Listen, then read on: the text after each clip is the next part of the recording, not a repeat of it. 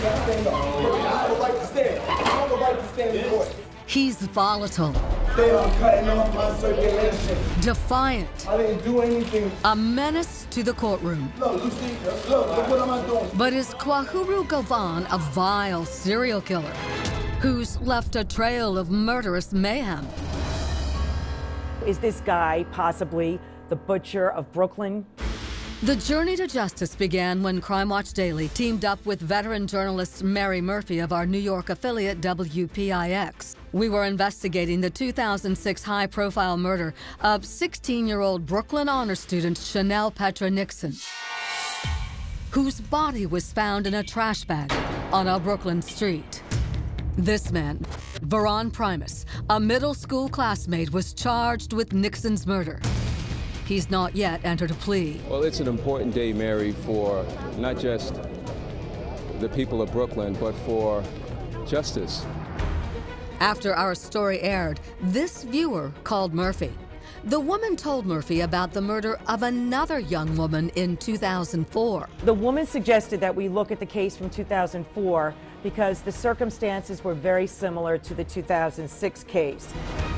She brought Murphy to an alley where 17-year-old Sharabia Thomas's body was found in 2 laundry bags. I know she was beaten. Another pretty young, promising teenager murdered, stuffed in bags, and dumped on the street. Could the killer be Veron Primus, the man charged in Nixon's murder?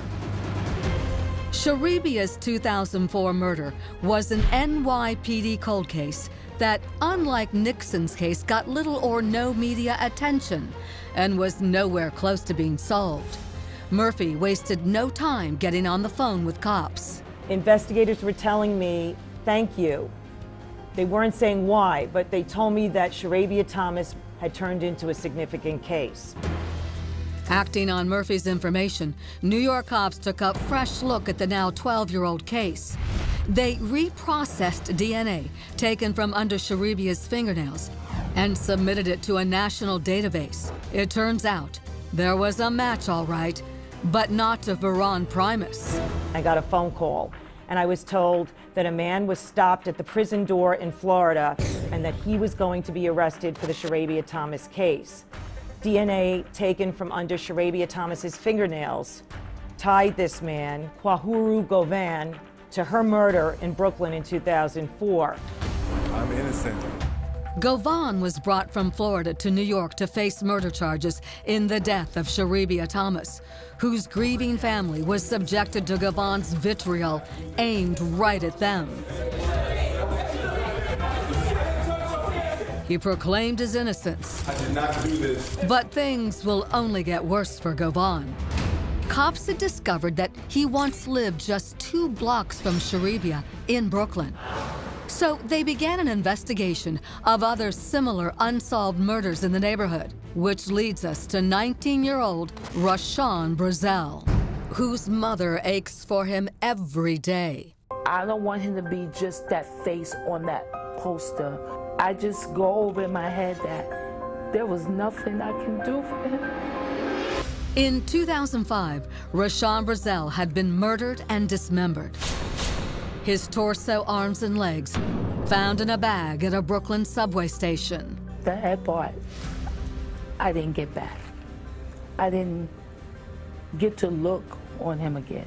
It would turn out that Brazell lived just across the street from Govan in that very same Brooklyn neighborhood. Police questioned Govan, but weren't impressed by his answers. Detectives went to interview Govan when he was still in prison.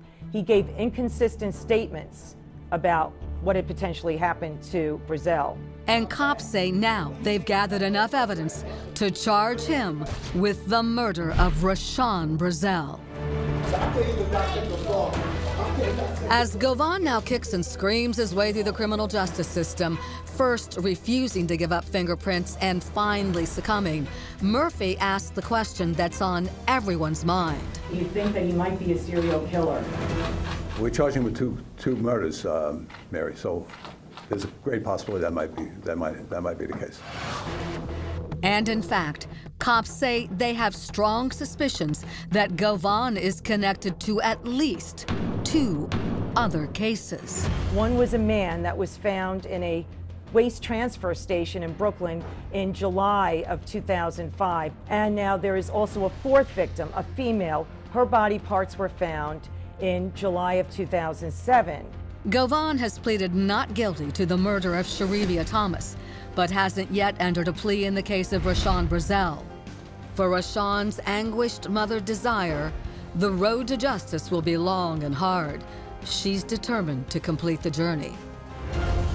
I'm so determined that if it takes my last breath, I'm gonna get my closure. No one deserves to end up thrown away like they trash.